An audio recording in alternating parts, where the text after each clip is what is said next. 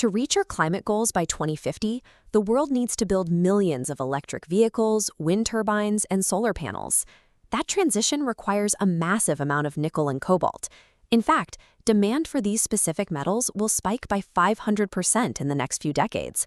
But digging these metals out of the ground is becoming a mathematical impossibility. Land-based reserves are steadily depleting, and extracting what little is left requires ripping open the earth on a massive, destructive scale. This chart tracks the global processing of these critical minerals. It shows China maintaining near total dominance over the market, controlling roughly 85 to 90% of the entire supply chain. That chokehold makes Western nations incredibly vulnerable. If one country dictates the flow of raw materials, they dictate the pace and cost of the global energy transition. The United States and Europe are now actively searching for a massive alternative source of nickel and cobalt to break that monopoly. The global push for green energy currently relies on a politically captured foundation. To escape it, superpowers are looking for alternatives at the edges of the map. The search has led to the bottom of the Pacific Ocean, 13,000 feet below the surface, in pitch-black water where sunlight cannot reach, sits a massive territory known as the Clarion-Clipperton Zone. The seafloor here is littered with polymetallic nodules. These are potato-sized rocks that take millions of years to form naturally. Layer by layer, they accumulate incredibly high concentrations of the exact metals the world is desperate for, specifically cobalt and nickel. To understand the sheer scale of this resource, look at this map comparing the Clarion-Clipperton Zone to recognized land masses. The extraction area covers an area equivalent to 2 Pakistans, holding an estimated 21 billion tons of nodules. And looking at the financial valuation hovering over that mapped zone, the raw materials alone are worth between $16 and $17 trillion. To get those rocks to the surface, corporations are deploying giant robotic vacuums.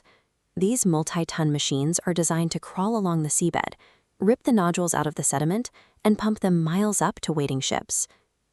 The logic is that mining the deep ocean will provide the materials necessary to save our atmosphere. But doing so means deploying thousands of heavy machines to clear-cut a seabed that has remained undisturbed for millions of years. The seabed outside national borders doesn't belong to any single country. Under international law, it is classified as a common heritage of humankind, overseen by a UN regulatory body called the International Seabed Authority, or ISA.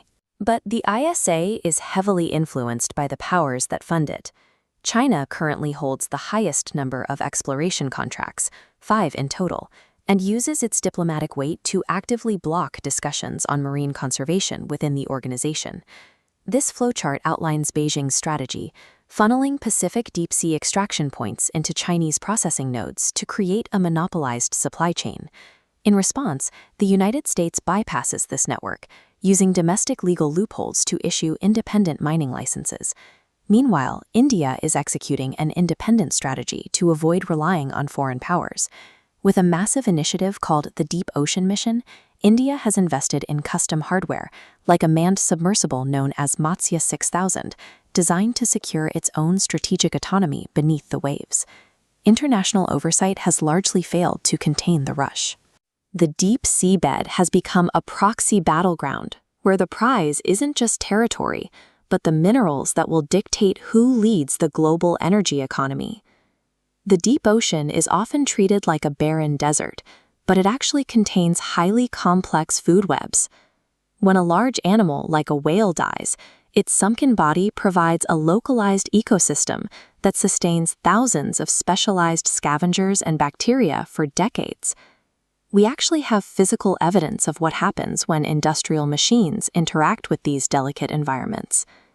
In the 1980s, engineers conducted test mining operations to see how the seabed would handle extraction. Look at this dual line chart tracking biodiversity. The line immediately drops, showing a 70 to 80% wipeout of marine life in the test zone. The ecosystem never bounced back. The recovery line remains completely flat, even 45 years later. Despite this hard scientific data, powerful corporate mining lobbies are actively attempting to suppress these findings.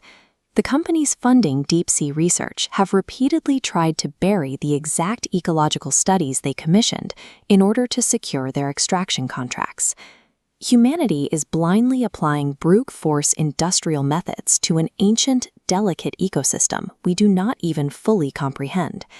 We have already proven our inability to manage the surface of the ocean. In the Pacific alone, surface currents have gathered massive garbage patches of floating plastic debris that span an area larger than the nation of India. The macro impact of this waste is deadly. This surface pollution results in the deaths of millions of seabirds and hundreds of thousands of marine mammals who ingest toxic materials or become fatally entangled. Those visible masses eventually degrade into microscopic fragments. These particles multiply as they break apart, permanently infiltrating the foundation of the oceanic food chain. Look at this anatomical visualization showing where those microplastics ultimately end up. We are now eating the very pollution we dumped into the sea.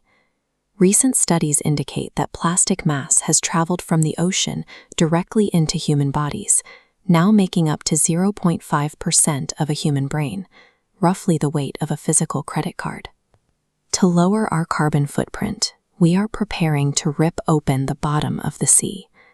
We are trading atmospheric pollution for the permanent biological destruction of the ecosystem that gave us life.